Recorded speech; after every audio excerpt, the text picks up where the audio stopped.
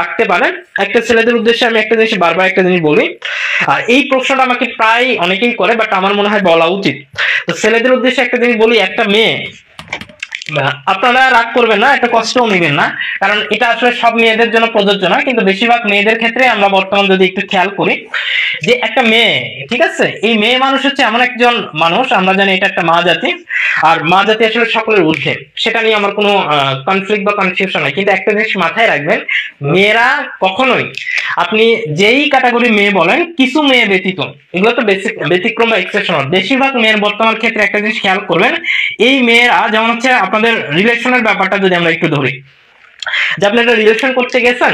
তো আপনি একজন মেয়েকে খুব ভালোবাসতেন, খুব ঘুরতেন পিছনে, একসময় আপনার পাত্তা দিত না, হ্যাঁ, তো একটা সময় যাওয়ার পরে আপনাকে পাত্তা দিচ্ছে, তো স্বাভাবিকভাবে আপনার মনে হবে একটু আনন্দ আনন্দ লাগবে। দেখেন এই আনন্দটা আমি যেটা বলতে চাচ্ছি, যে একটা মেয়ে কখনোই, সে যদি বেটার অপশন পায়, এটা আমি আসলে জানি না, বাট আমার দেখা মতে বা আমি যতটুকু যে একটা মেয়ে যদি বেটার অপশন পায়, বেটার কোনো, আমি তো আগে একটু লেখালেখি করতাম এসব বিষয় নিয়ে, তো একটা মেয়ে যখন বেটার অপশন পায়, কখনোই পিছনে সে ব্যাক করে না, পিছনে তাকায় না, এটা তাকানোর কোনো সুযোগ নেই, এটা আসলে মেয়েদের সাইকোলজিক্যাল এভাবেই গড়ে ওঠা হয়তো। তো এই বেটার অপশন যখন পায়, তখন আপনি যতই পিছনে ঘুরঘুর করেন, টুট করেন, আপনার এখানে ভ্যালু দিবে না, বা আপনার অবস্থান যতই যদি খারাপ থাকে, কখনোই ওই মেয়ে পিছনে ব্যাক করবে না। কিন্তু একটা মেয়ের ক্ষেত্রে যখন পিছনে আপনার ব্যাক করবে, আবারও মনে করেন একটা মেয়ে কখন ব্যাক করবে জানেন, যখন তার যে এক্সপেকটেশন, তখন তার যে এক্সপেকটেশন সেটা ফিল আপ হয়নি, বা তিনি যেভাবে চাইতেন সেটা হয়নি, বা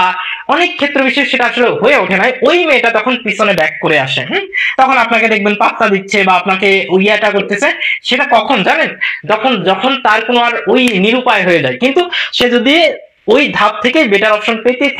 থাকে, ওই মেয়ে কখনোই পিছনে ব্যাক করবে না। দিন শেষে আপনার ছেলেদের হচ্ছে নিজের এমন একটা অবস্থানে চলে যাবেন, আপনি নিজেও কল্পনা করতে পারবেন না। এই জন্য কখনোই এই যে ছেলে মেয়ে প্রেম ভালোবাসা এগুলোর দিকে আপনারা না ছুটে, মানে বর্তমান জেনারেশন এমন ভাবে তৈরি হয়েছে, এটা আসলে বলা না,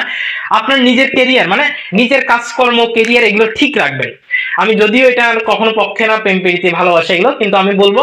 যদি কেউ করে থাকেন ভাই, আগে নিজের কেরিয়ারটা ঠিক রাখেন। মেয়ে জাতি হচ্ছে এমন একটা বিষয়, আপনি কখনো বুঝতে পারবেন না যে আসলে মেয়েটা আসলে কি চায়, নিজেও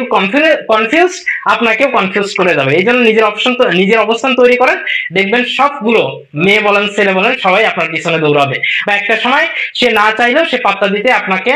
সদা প্রস্তুত থাকবে। তো এটা একটা জিনিস